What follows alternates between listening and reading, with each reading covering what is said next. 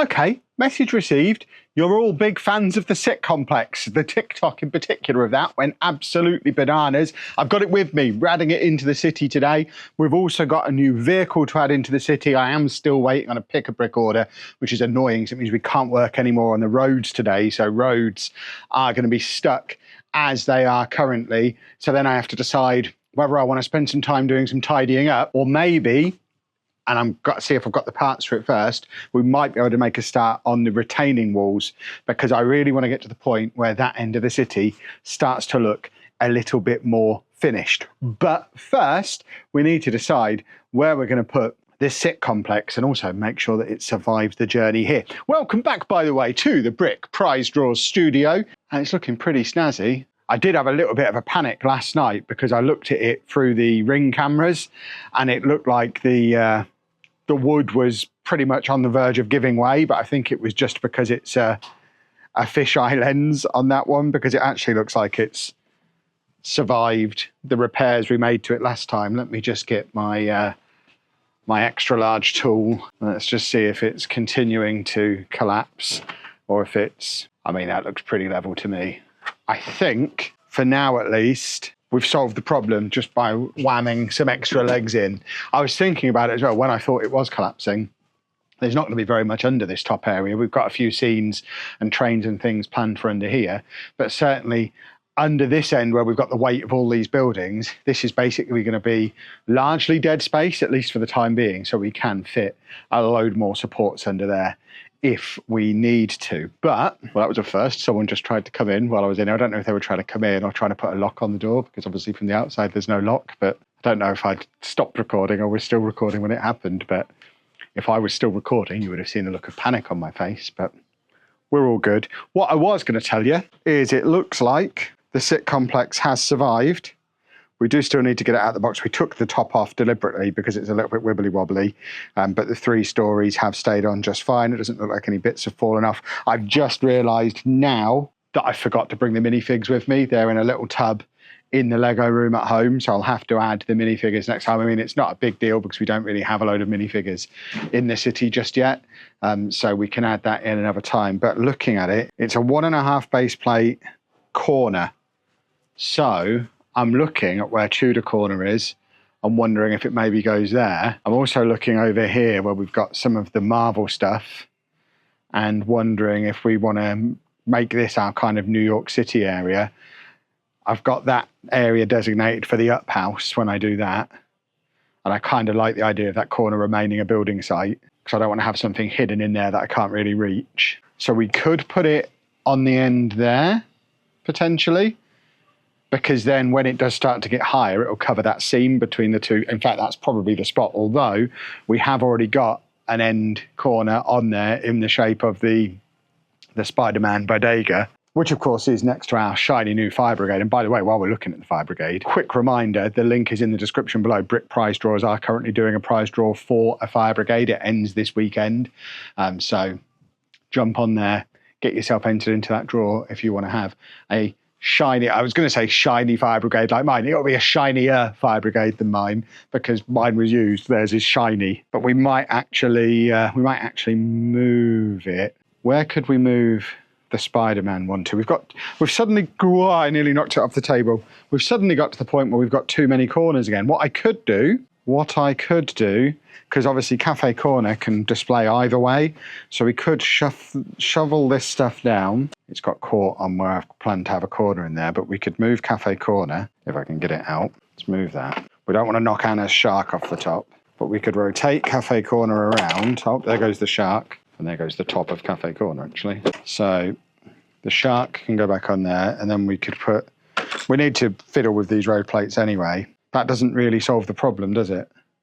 Unless we can't really fit the Spider-Man one in there because it doesn't match the side of that. Neither does Sanctum Sanctorum. What other corners have we got? I mean, we could move the police station. The police station's not a corner, but is in a corner spot at the moment. So we could potentially put the sit complex here. The problem with that, of course, is this is already the wood that we're having the problem with, and the sit complex is going to end up super heavy. So we probably want to keep it, although I guess if it's in the corner, it's going to be directly on top of the leg. So it's probably the best place for it. Or there, if we, I don't know where to put it. We've got all this space and I'm agonizing over where to put it. Where should it go? Bear with me, I'm going to have a ponder. Right, much fiddling around later, and I think that is as good a spot as any for now. In there next to the Fire Brigade, we've moved the Spider-Man one over onto that corner, which does actually get it closer to the other Marvel stuff, and that will be expanding in the relatively near future, because in August we've got the next one of that like compatible series coming out. So depending on what rebrickables we can find, we might end up expanding that with the Oscorp Tower or the Peter Parker apartment, and then we've got it next to the police station where we have our bat signal on top and the tumbler hanging around out front. So we've got our whole little superhero area in there, and then I think they're kind of New York City-ish. I mean, maybe those two less so, but yeah, they moved down there. And then to fit it all in, we've just had to shuffle a few things around on here. So we've moved the boutique hotel from that side of the road to that side of the road, purely so we could shovel everything down half a base plate. I actually think the boutique hotel looks better from this side, although you don't really see the hotel front. You do see the fine art shop, you do see the little terrace area, and I think that's probably the prettier side of it. And you can still see the hotel front from this side. It's probably not a permanent position for the boutique hotels. It probably is too pretty to stay even semi-hidden, but then that's where Tudor Corner was before. So Tudor Corner has come down here to sit on this corner with its best side out front, next to one of my other favourite sets, Brickcross Station. So those two together I think is awesome. They're both very British, both very London, and I think they do fit nicely together. And then across the road, we've just moved the cafe corner over there. So I think that works for now. And now I need to open my other package and get our other new set in. And you no doubt will have noticed by now that I've mentioned multiple times in recent videos that the city is now sponsored by Brick Prize Drawers. We've already mentioned them in this video as well. They're a massive supporter of the channel and it's very much appreciated. And I offered them a billboard in the city. They didn't want a billboard. They said, we've got a better idea. Let me send you something. So in this box, we have the thing that they've sent, which is something that they've put together themselves based on an existing Lego set, but modified and will hopefully be a better option than a billboard. Let's have a look. It's very well packaged. I mean, if anything, me not being able to get into the box is a good advert for how well they package out the stuff from the prize drawers. How on earth? I can't work out where the bit you're supposed to open is. Maybe there? This is some next level complicated packing. There you go. We found the edge. Just look for the tape, boys and girls. That's all we had to do. Still can't get into it. Here we go. We're finally getting in, I think. So there you go. There's your clue as to the set it's based on. It is a modification of the Lego delivery truck that came out last year, which we already do have one of these in the city. It had a little bit of an accident when we were moving and is in multiple parts. So it will be getting a rebuild at some point. But in the meantime, we have a modified version of it. Oh, it looks like it's in multiple parts in here, which I guess it has to be for transport. I might have to do a build job on this as well. But this is the bit that they've customized. So I can show you this bit and then I'll figure out how to assemble it together. And there we have it with the truck printed. How have they printed that? That's not a sticker. That's been printed onto the plastic, which is impressive. I need to learn how to do that. Oh, well, something already fell off it. I don't think it was anything important. But yeah, there we have the Brick Prize Drawers delivery truck, which, is it full of brick prizes? It's not, because they've all already been won, obviously. Right, I'm going to try and figure out how to assemble this. In the meantime, you go and enter that Fire Brigade prize draw I was talking about before. And yeah, it's actually only a couple of chunks. This shouldn't be too taxing. In fact, when I said before it was in multiple pieces, it really isn't. The 4 packages. Package 1 was just all the little Lego sets that go inside the truck. Parcel 2 was the forklift truck to lift them in, and then the other 2 parcels were the actual cab of the truck and then the trailer. So it's in much better shape than my version, and there we have it. So the sides still lift up. It's still got all the functionality of the original set, which was one of my favourite sets that came out last year. I am not amused that it was one of the casualties of our moving everything here into the city. But there you go. We can get all the prizes in there now, and that can just be parked somewhere in the city. I realise we've been a little promotion heavy on today's video, which is going to upset some of you, I'm sure. But now we've got this, we don't have to be as promotion heavy because it becomes a little bit more subtle. I said when we first talked about bringing a studio sponsor on, it's similar to how Arsenal play at the Emirates Stadium, Man City play at the Etihad. It's just brand recognition stuff. It's naming rights, isn't it? And they have a few signs around the ground. So that's what we've got here. The name of the city, the name of the studio is the Brick Prize Draws Studio. And now we have a little bit of promotional stuff that can just be in the background to remind us all of that, and ultimately to remind us that without Brick Prize Draws, without Patreon, we wouldn't be able to have the studio just yet. We're still a very small YouTube channel, and although I massively appreciate everybody who watches the videos, likes the videos, all that kind of stuff, and it is incredible how quickly the channel has grown and is growing. We've only got 20,000 subscribers. We wouldn't be able to have this amazing facility if it wasn't for the generosity of the people on Patreon, the channel members, and of course, sponsors. So big thank you to all of the above. And now I think we'll go and park it up outside the Fire Brigade, because that's the current, or one of the current prize draws that they've got going on. So let's get that in there. Needs to move over just a bit so the tram can fit past it. Can the tram fit past? The tram can fit past. Lovely stuff. Of course, we're in the UK, so we have to drive on the left. And we've even got the Lego store down below. We're going to need to put some kind of ramp in so they can get some of that Lego down the bottom there to the Lego store as well. But I think that looks quite cool. Very, very snazzy. Right, the remainder of this video is going to be me trying to work out what stock we've got while I wait for the pick-a-brick order that's going to allow me to do the rest of the roads, because I really wanted to get on with the roads today, but I can't because we don't have the stuff. We do, I think, have enough stuff to make a start on at least coming up with a design for the walls. We need to work out what height we need the walls to be and come up with like a structure, a design for a standard wall and a tunnel wall, so that I can then order the pieces to cover up all of the exposed area we've got all around the city. Another job I need to do, which I'm probably going to have to order parts for, so we're stock checking for this as well, is sorting out all of the, that's a bad example, sorting out all the curbs, because as you can see, it's not done.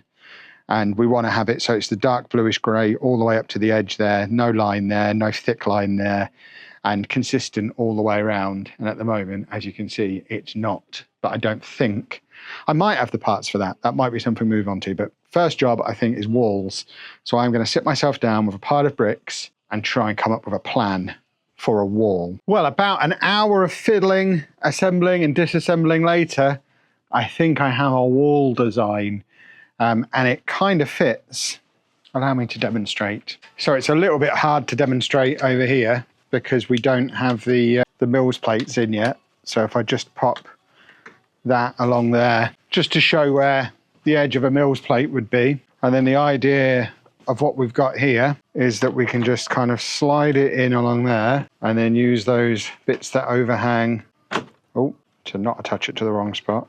It's hard to do one-handed. So we use those to attach it on, and it kind of integrates into the plate. And you can see it's down connected at the bottom there as well. So it's in and it works. And we'd then have the curb come up to there and it would run all along nicely. And obviously we'd have tunnels where we need tunnels. The two problems we've got currently, problem one, it uses an enormous number of pieces. I mean, I thought I had a lot of grey brick. I had like 3 pick-a-brick boxes worth of grey brick. But even with the amount of grey brick that I've got, I've probably used a quarter of it. So it's very, very parts intensive. And the other problem is, good old Mr. Can't measure. I thought I was so clever having this perfectly. So this was up against the edge, and you can see the modulars hit perfectly against the wall. Of course, what that means is there's no way to get that in behind. So I think what we're going to have to do is have the edge of this overhanging slightly, which isn't the end of the world, because then we'll have walls down here that can kind of support it. So we have the wall there and just bring everything out a little bit, and it will all kind of connect together and be supported. But it does mean we're just going to have to slide this out ever so slightly, which means because it's now starting to get connected together, it's all going to have to slide. We do have the space there to do it, almost as if that's how it was originally planned, and I've just set it up wrong. So it could be that.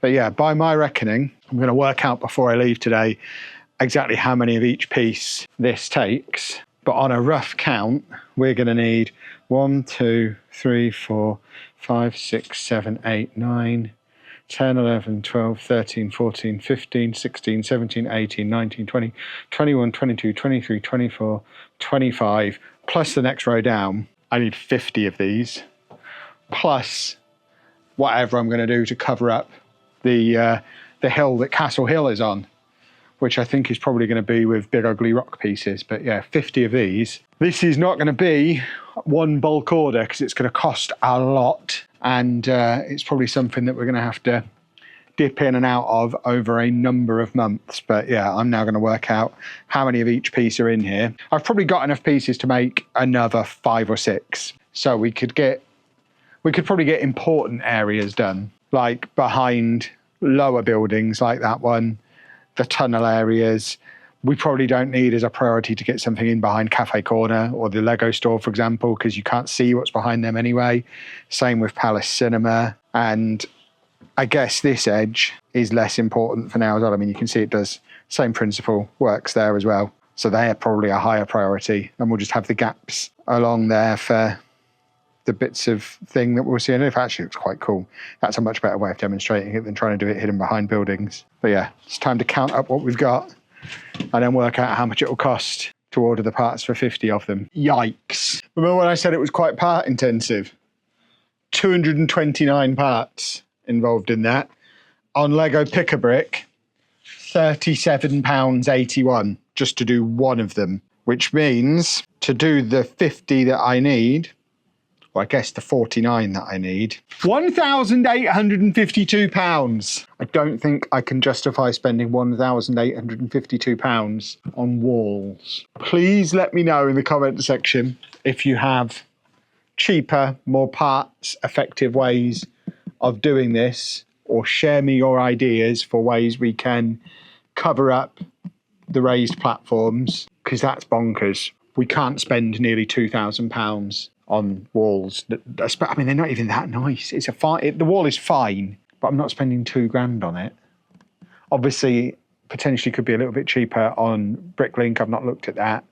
I wouldn't expect it to be more than half the price though. So even then it's going to be the best part of £1,000 on Bricklink. I mean, I guess the way to look at it, we're not going to have to do that all in one go. We could make it a thing where we do like 2 or 3 a month for the next several years. Or the more realistic option is we need to come up with a cheaper solution. So I'm not going to make any more of them for now. I'm going to keep that assembled as is. And yeah, let me know in the comments your ideas for cheaper alternatives, because when I've already got to do like £4,000 worth of Mills plates, that was a scary day when I worked that out. I mean, I guess it's the problem with having a Lego city of this size. The infrastructure is going to be very expensive. The train track, the roads, the Mills plates, the walls. But once they're in, and they do kind of make the city, because without them, it's just a bunch of modular buildings on a shelf. So we do need to make the investments in stuff like that. We're going to need to put some water in. We're going to need to put some greenery in. We're going to need to put some mountains and stuff. It can't just be wooden shelves with Lego sets on, because we just get a bookcase to do that like we had before. So I get that I do have to do some of this, but I don't think I'd anticipated just how expensive it was going to be. So this might not be the solution. I think I'm going to end the video there, because I need to go and have a little bit of a cry. But if you have enjoyed it, please make sure you leave a nice big thumbs up on there for me. Subscribe to the channel for loads more Lego content. And thank you very much for watching.